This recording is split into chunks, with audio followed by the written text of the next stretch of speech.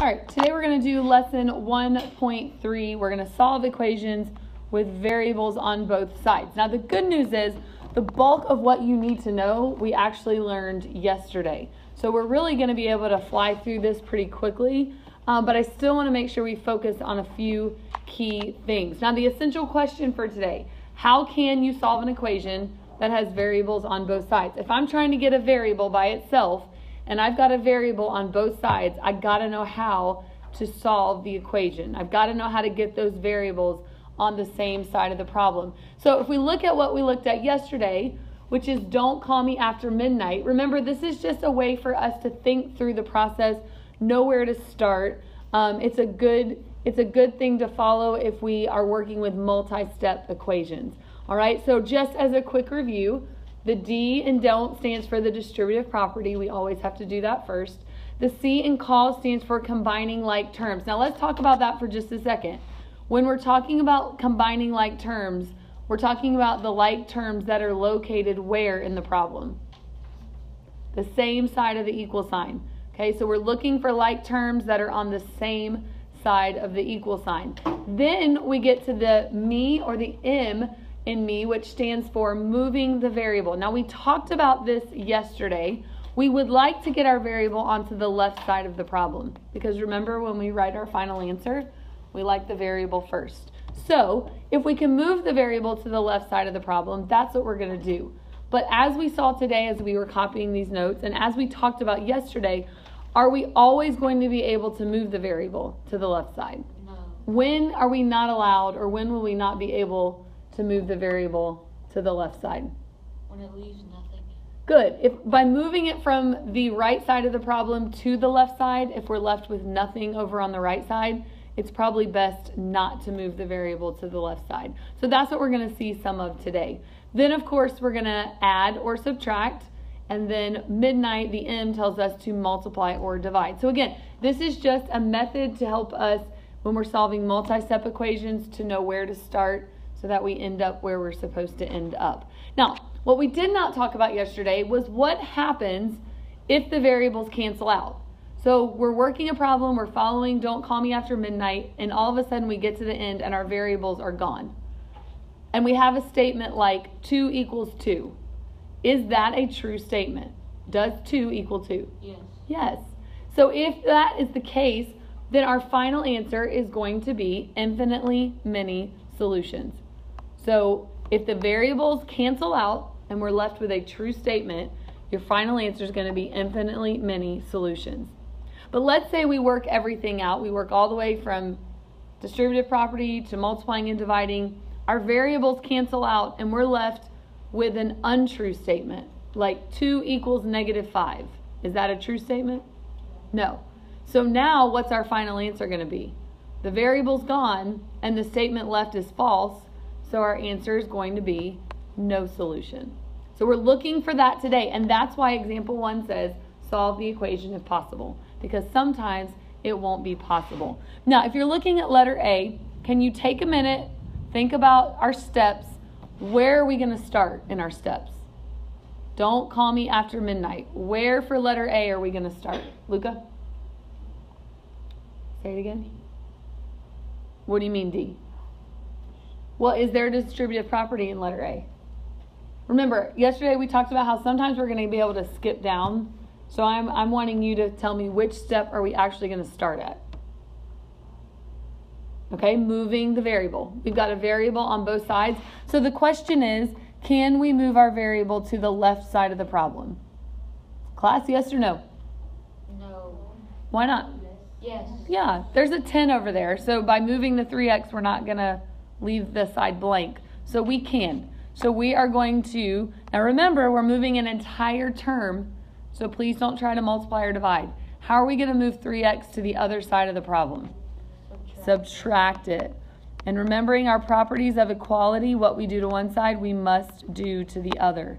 So -2x minus 3x is -5x. Bring down what we have not used. And then how do we finish this problem?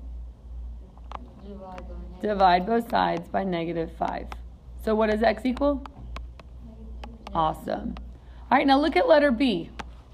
Thinking through our steps, What is our first step going to be on this problem? The distributive. And we're trying to distribute a what?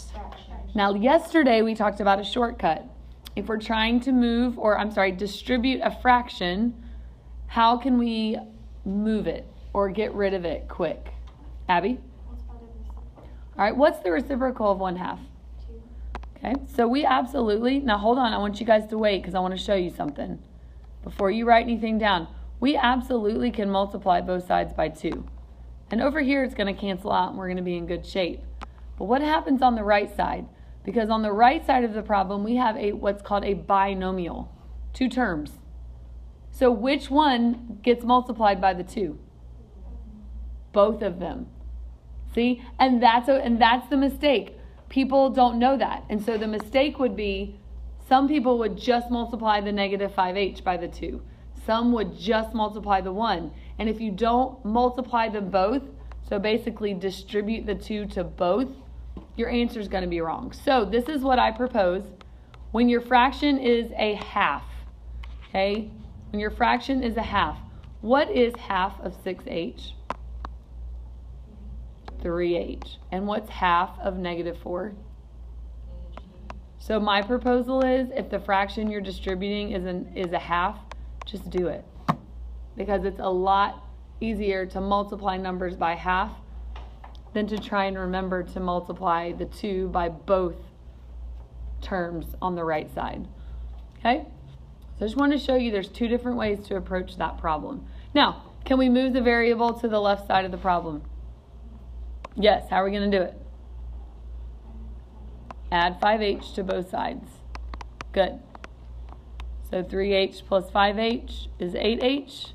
Bring down the minus 2 equals the 1. All right? What's our next step going to be? Anybody, just shout it out at me. What's our next step? Add 2 to both sides. So we have 8h equals 3. And how do we finish this problem? Divide by 8. Good. Divide both sides by 8. Now h equals is 3/8 in its simplest form. Yes. Can we leave it as a fraction? I want you to leave it as a fraction. Okay? No need for decimal answers. Any questions so far? All right. Now, we already talked about this, but our sentence says, if moving the variable to the left side will leave the side blank, don't. Don't do it. So looking at letter C, if we move 6y to the left side of the problem, will it leave the right side blank? Yes. So this time, we are not going to move our variable to the left. Instead, what are we going to move? Say it again. We're trying to move the variables. So we're going to move the negative 9y. And how are we going to move it to the other side? We're going to add it to both sides. Awesome. So 80 equals 15y. Now how do we solve this problem? Divide both sides by 15. Again, we have a improper fraction. Just needs to be reduced. It reduces to 16 over 3. Now, remember we want our final answer written as y equals 16 over 3. So this is what somebody asked me earlier. Can we go from this step and down to that step? Absolutely. As long as I can see that you've divided both sides by 15, if you'd like to skip this step right here and just go straight to the correct final form, I am fine with that. All right? Because we always want our answer written with the variable first. Now, let's look at letter D. Can we move our variable to the left? So we're going to move what? 4x, and how are we going to move it? We're going to add 4x to both sides. Awesome. So we have 10 equals, what's negative 9x plus 4x? Negative 5x, and we are going to divide both sides by negative 5. So x equals negative 2. Again, we want our final answer to read x equals negative 2. So again, if you want to skip from here to here, I am okay with it. As long as I can see that you divided both sides by negative 5, I'm good. Any questions so far? All right, now let's look at letter E. What is the first thing that we can tell we're going to have to do to solve this problem? Distribute. So we're distributing the 4. 4 times 1 is 4, and 4 times negative p is negative 4p, and of course we bring down what we have not used. Can we move the variable to the left side? And how are we going to move it? We're going to add it to both sides. Awesome. So negative 4p plus 4p is 0. So we're just left with 4 equals, what's negative 4p plus 4p? 0. We're left with just 4. So the variable's gone. Is our statement true or false? 4 equals 4. So what is our final answer? Infinitely many solutions. Awesome. Infinitely many. Now, I know I've got some super smart people, and you recognized from the time that you hit this step right here that your variables were going to cancel because the two expressions matched perfectly. The 4's were both positive, and the negative 4p's, they were both negative 4p. So if you noticed on this step right here that the two expressions were equal and you wanted to go right to this answer, I would be okay with that. Now some of you are like, Ms. Johnson, I don't know what you just said. My mind can't handle it. Fine. Work it out like we did, and when you get down to your true statement, then you can put infinitely many solutions. All right, now let's look at letter F. What do we got to do first to letter F? Distribute. Again, so 3 times 5x is 15x. 3 times 2 is 6, and we bring down what we have not used. Can we move our variable to the left? No, so how are we going to move the 15x on the right? We're going to subtract it from both sides. Guys, what's 15x minus 15x? 0. So on this side, we can bring down the 6, but on the right side, we don't have anything, so we have to write down our 0. Normally, we don't have to write down a 0, but if there's nothing else there, the 0 has to come down. The variables are gone. Is this a true statement? No. So what's our final answer? No solution. No solution. Awesome. Any questions? All right, look at letter G. What are we going to have to do first? Distribute, and we're distributing on both sides. So 3 times 2a is 6a. 3 times negative 2 is negative 6. And it equals 2 times 3a is 6a. And 2 times negative 3 is negative 6. Now, does anybody see a need to go further? No. No. Again, these expressions match exactly, which means our final answer is going to be infinitely many. But again, I understand some people, their brains don't understand that, and that is okay. So you could keep going. Subtract 6a from both sides. My 6a minus 6a's cancel, and I'm left with negative 6 equals negative 6. True statement. So my final answer is infinitely many solutions. So either way your brain works, I'm okay with. Are there any questions? Awesome. All right, last one. The easiest word problem in the world, because look at the word problem. It gives you the equation you are supposed to solve. You and your friend drive toward each other.